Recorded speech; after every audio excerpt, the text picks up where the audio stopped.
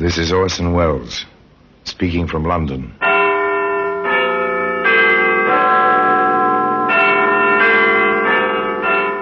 The Black Museum, a repository of death.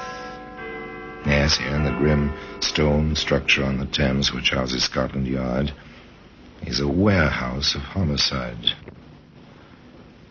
where everyday objects, a kitchen knife, a roller skate, a violin string, all are touched by murder.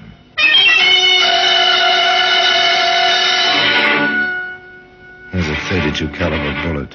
It's a familiar object. Brass cartridge case, snub leaden nose. Not very pretty to look at. Interesting, this bullet, Sergeant.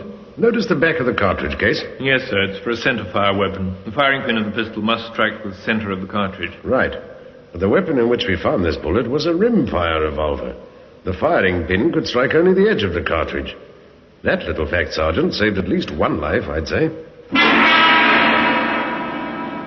Well, today, that centerfire bullet can be seen in the Black Museum.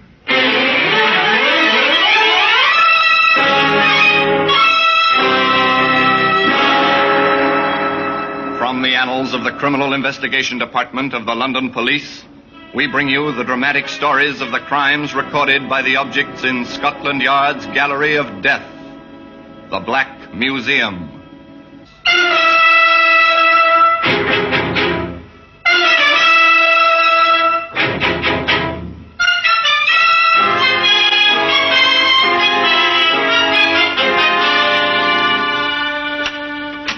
Here we are, the Black Museum. Scotland Yard's museum. A museum of murder.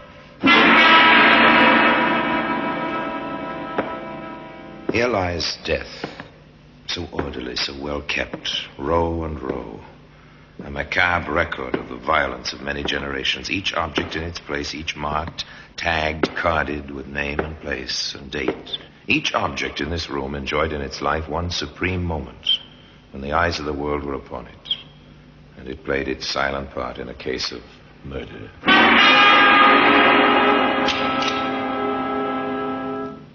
And here we are. Here's a jeweled ring, fit for a princess, but born of a mind like the Borgias. Press the jewel, so, and a tiny point licks out, a fang, dripping death. Shake hands with your enemy. Shortly thereafter, he dies. A bathtub. Yes, a bathtub. White, smooth, shining in the dimness. Once a man floated face down in this tub. He slipped or he had been pushed. Was the mark on his skull caused by striking his head as he slipped, or by a blunt weapon?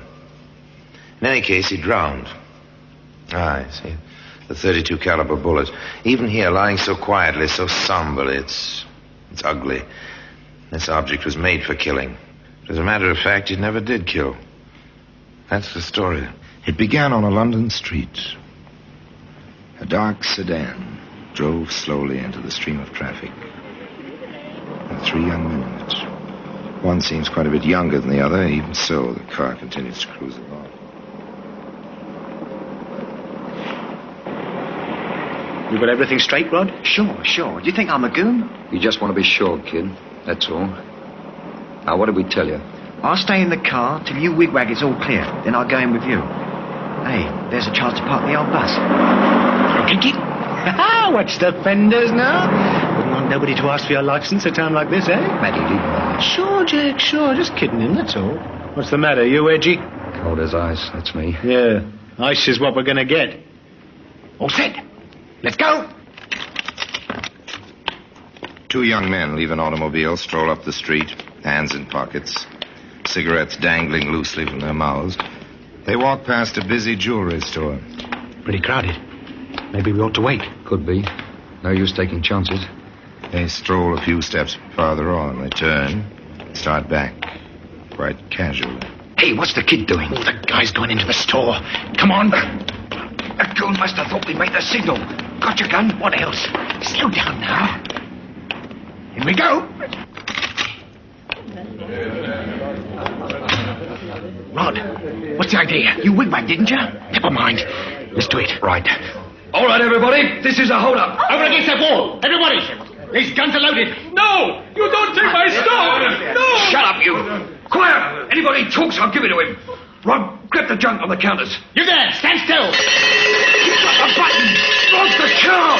Start the engine. Maggie, scram. Stop them! Please! Stay in that store. Matty, Jack, the truck. It's double parked. We can't get the car out. We're stuck behind that truck. Run for it, kid. That way. I can't get the car out. I can't. Come on, Jack. Keep moving. Stop, you! Stop! Stop!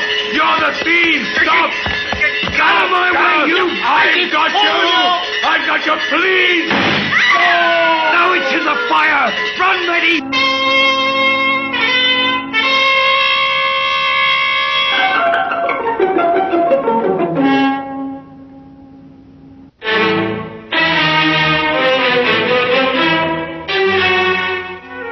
A man lay dead on the sidewalk. The crowd milled around him. The black sedan stayed in its place. 3 young men disappeared in the teeming streets, disappeared completely and utterly. A few hours later, in a quiet office in Scotland Yard, Inspector Bowers and Detective Sergeant Wood looked at what they had. Not very much of anything, have we, Sergeant? No, sir. Descriptions which could be any of 100 men and 2 bullets. A 45 bullet from the woodwork in the jewelry store, and the 32 which killed that fellow. With no guns to go with them. Well, if those boys were smart at all, they've ditched the guns. Funny, you'd expect a lot more shooting in a thing like that. They were conserving ammunition. Oh, well, I don't know. Circularize the descriptions, what there is of them. That's about all for the moment. Yes, sir. 3 men, youngish, white handkerchiefs over their... And that was all. Now, where do you start among 8 million people searching for 3 youngish men who may be miles away by now? Well, the answer is you don't start. You wait. You have patience. And sometimes your patience is rewarded. Sometimes sooner than you expect. This is Wilson, Inspector. He's the cabbie who called in this morning. Ah, how do you do, Wilson? Sit down. Thank you, sir. Thanks very much. Wilson may have something on the jewellery store killing, sir. Yes, well, let's hear it, Wilson. Well, sir, I never thought about it till I seen the papers this morning. All about the hold-up and that poor fellow who got himself killed yesterday. Yes, go on, Wilson. Well, sir, I was taking my cab along Queensbury Road, about a block from the place where it all happened, when a fellow with a white thing round his neck hops on the running board. I've a fare, so I waves him off. Then I see him go into that big building, the Brook building, I think it is, sir. Corner of Queensbury and Maidstone. Oh, you're certain of this, Wilson? Oh, yes, sir. Anything else? I'm not so sure of this, Inspector, but I think I saw another fellow run in the building after the one what jumped onto my cab. Oh, very good, Wilson. Well, you may have been quite helpful. Thank you very much. Thanks. Get your hat, Sergeant. We're going exploring. The reward of patience. And sooner than expected, but only a bare and vague beginning. This kind of investigation takes long hours and hard work. And endless questions. Up and down the hallways of the large office building, in and out of business offices. Did you notice any commotion in the hall yesterday around 3 o'clock? Did a man with a white scarf around his neck take your elevator around 3 o'clock yesterday? Did you hear any running or anything like that around 3 o'clock yesterday? On and on, upstairs, downstairs, nothing. No one noticed anything, nothing irregular, no commotion. What was that? Did the porter notice anything? 2 fellows. One of them had a raincoat, I think. Both of them had white rags round their collars, sort of. Oh, you're sure of this? Oh, yes, sir. They seemed in a hurry, sort of. Where did they go? Which office, you mean? That's right. Well, I wouldn't know, sir. They went up the stairs just as I was putting some empty waste cans on the service lift. Oh, did you see the men again? Well, now you mention it, yes, sir, I did. Where? On the 3rd floor it was. I was taking my mop to the hall. One of them was sort of half sitting on the stair rail. The other fellow was looking out of the hall window that opens onto Queensbury, sir. They didn't have the white rags, sir, but they were the same fellows. Anything else? No, sir, not that I remember. Old Pop Saunders might know something, Inspector. Oh, who's this Saunders? Oh, he drives a van, sir. Been making deliveries to this place every afternoon for years. Ah, thank you. Right, well, let's go, Sergeant. Maybe Mr. Saunders does know something. We have your address. They reached the street outside, just as a large, rather decrepit truck, driven by an equally decrepit elderly man, pulled up to the curbstone. You, Pop Saunders? That's me. Who are you? Sergeant Wood, Scotland Yard. This is Inspector Bowers. Yes? Have I done something? No. but you may have seen something that'll help us. Yes, sir? Were you here at this time yesterday? Yes, sir. I'm always here. This time of day. Well, did you notice anyone with a white scarf go into the building? Running, perhaps? Oh, those two. Yes, sir, I did.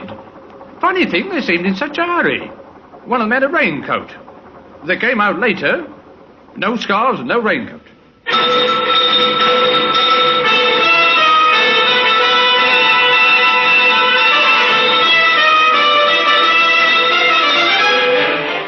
Now the search is on for a raincoat. Scarves or handkerchiefs can go into pockets, not raincoats. The Brook building swarms with police. Every nook and cranny is inspected. In the cellar, in a dark corner. This must be it, Inspector. Every other raincoat in the building's accounted for. Not a mark on it. Nothing. Yeah, try ripping the lining, Sergeant. Nothing, sir. Except the manufacturer's stock tag under the armpit. Not much, but a little at any rate. Check the manufacturer. From there to the jobber who bought the lot on which that coat was packed. From the jobber to the retailer. It's times like this I thank heaven for rationing. At least they have to keep a record of the clothing coupons and the names of everyone who buys anything. A thin, tenuous trail and a mountain of sales slips to go through. But nothing strikes a chord of memory. And then the sergeant thinks of something. Inspector, when they make out these records, don't they write the last names first? Yeah, you're right. They do. Oh, well, back over it again. Here, how about this, Sergeant? Mac Stanley. The other way, Stanley Mac. Remember that name, Sergeant? Stanley Mack. Not a usual name.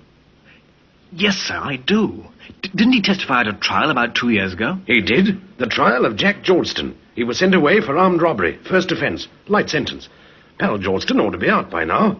All right, let's get his dossier over here, Sergeant, and then invite him in for a talk. It may be interesting, if nothing else. Well, today, that centerfire bullet can be seen in the Black Museum.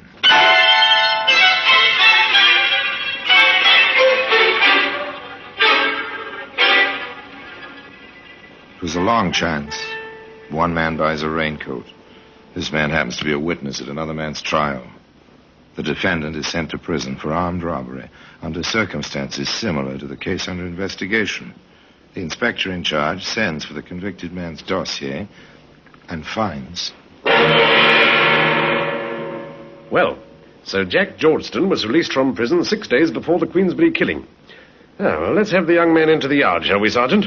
You'll be able to find him easily enough, I think. If not, we can suspect flight because of guilt, can't we? Send a pickup order out for him. Jack Georgeston was found. Found quite easily in London. Look, you haven't a thing on me, Inspector, and you know it. Maybe, maybe not. Sergeant, show Mr. Georgeston the garment. Here it is, Georgeston. Do you recognize it? There's a million raincoats like that. Yes, but not bought by Stanley Mack. That coat. You know it? Yeah. Yeah, I didn't have nothing against the rain last week when I got out. So Stan gave me the coat. Oh, where did you lose it? I didn't lose it. I never lost nothing. Except a little time recently. Yeah, we know about that. I figured you did. Keep a civil tongue in your head, Georgeston, understand? Okay. Okay, I said. Right, now, since you didn't lose this raincoat, how is it that we found it? I loaned it to a fella. How should I know what he did with it? Oh, who had it? I don't remember. Now, you receive a raincoat as a gift against the rain. Within a matter of days, you loan it to someone, but you don't remember to whom. That's right. I don't remember. You try him, Sergeant. Yes, sir. Speak up, man. Who had that coat? I don't remember. Well, maybe I can refresh your memory. The coat's hooked up with a murder. Now, who had it? I don't remember. I don't remember. That was Take the it or leave refrain. it, I don't remember. Nor could they make him remember. Finally, they let him go. There was nothing to hold him on. But Inspector Bowers said... I want a tail on him, Sergeant. 24 hours a day. We'll pick up his friends one by one and see where he leads us. One of those friends was a boy named Rodney Hamilton. Let me alone. I never did nothing. How old are you, Hamilton? 17, and you got no right. Well, we happen to know that you've been away to a reform school, Hamilton. You were caught snatching ladies' purses 2 years ago. So what? I did me time. You don't keep very good company, son. Georgeston has been out of prison about a week. Well, we like each other. I'll pick my own friends. Where were you day before yesterday, about 2:30 in the afternoon? Home, in bed. Ah, sleeping late, huh? Well, I was sick. Had a fever. We can check that, you know. Go ahead, check it. I was at home in bed. All afternoon, all morning, and all night. I was sick. Yes, we know. You said that before. Now, look here. But it didn't do any good. The boy was obviously afraid. But whether of the police or of the men he knew, it was impossible to tell. Still, the patience of Scotland Yard was rewarded once again. A report came in from detectives assigned to follow both Georgeston and Hamilton that they'd been present at a party in a bar given by a third young man named Matty Canvas. Dossier on Canvas, Inspector. Ah, thank you. Oh, nice lad. Stole a car when he was 11. Convicted, assault with intent to rob. Convicted, jewel robbery. Convicted, armed robbery and assault. Nice little trio, our three friends, aren't they, Sergeant? Not exactly. Do you want Canvas brought in, sir? Yes, do that. Oh, and, Sergeant, bring the other two along, but keep them separated. Don't let any one of them know that we have the other two.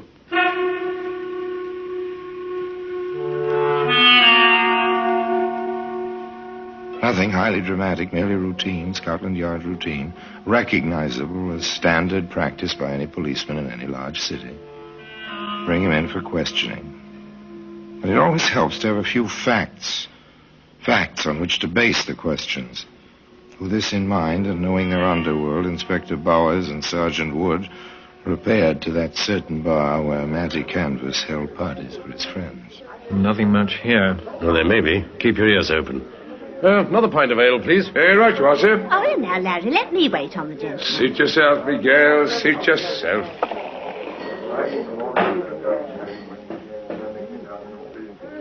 Oh, well, down the hatch. Right.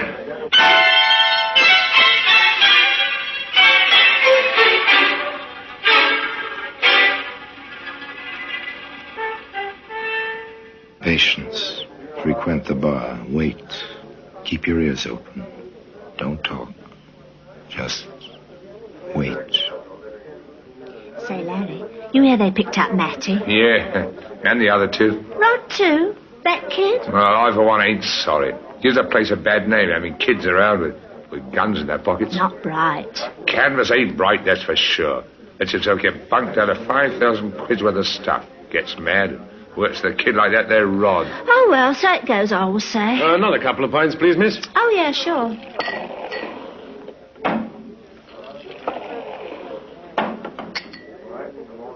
There you are. Do you know a lad named Canvas? Me? I don't know nobody. How about a kid named Hamilton? You think I'll keep track of everybody comes in here? Yeah, that would be difficult.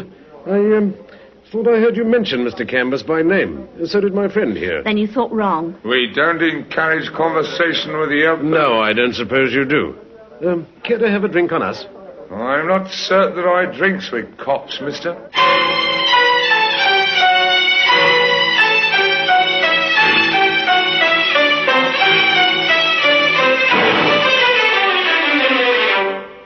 More routine ahead. More routine for the inspector and the sergeant after they left the bar. They checked descriptions of the men seen at holdups and robberies prior by some months to the tragedy in Queensbury Street. In one case, a description tallied with Matty Canvas. Mr. Canvas was invited out of his cell and into the inspector's office. All right, Canvas. You've been identified on the Davis job. You'll do a good long stretch for that. You may as well tell us what you know about the Queensbury shooting. I don't know nothing.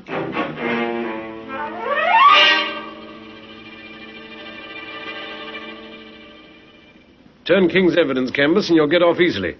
Otherwise, it's a hanging matter. You can't pin that one on me. I was miles away. I can prove it.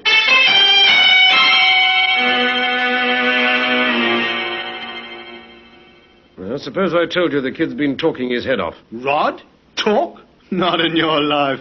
He's too scared somebody will cut his liver out. Oh, all right, Canvas, if that's the way you want it. Take him back, Sergeant. We'll give him plenty of time to think. No luck with Georgeston either. But the kid, there was a chance he'd break. Just a chance. The inspector took it. Look, boy, Your pals are saying that you held a gun that killed the fellow in the Queensbury hold-up. I never had a gun. Maybe they're framing you, lad. After all, you're pretty young, 17. You won't hang. They will. So naturally, they say it was you. I didn't. I never touched the gun. Canvas says you did, that you had the 32 all the time. I never did. They can't say it. They can't. But they do. Both of them told me. Looks to us like they got together to put the job on you. Well, why shouldn't they? They might have to die. And there were only 2 guns. They had them. You've got to believe that. You've got to. We don't have to believe anything except evidence. If you had the guns, if I told you where they were, I said it. I didn't mean to talk. I did. Keep talking, lad. It's the only way to save your neck. My neck? If you held that gun and pulled that trigger... All right, we threw the guns away, both of them. The 45 Matty had and the 32 Jack had. We threw them in the river from the quay at the Lancashire Wharf.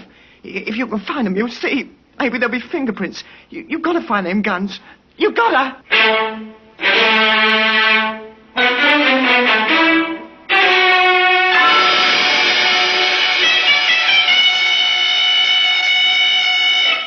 Ballistic report, Inspector. The 45 fired the bullet we found in the woodwork. The 32 killed the man in the street. And it's funny, half the cartridges in the 32 were rimfire.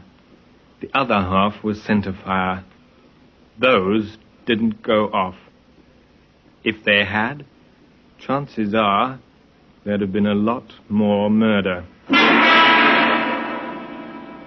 And today, if you're interested, you can find that centerfire bullet in a place of honor in the Black Museum.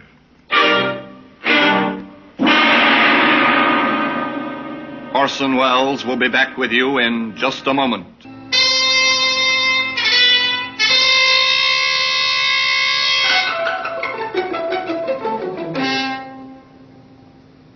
It's an accepted fact in police work that 80% of the occupants of our prison either were talked there or talked themselves there.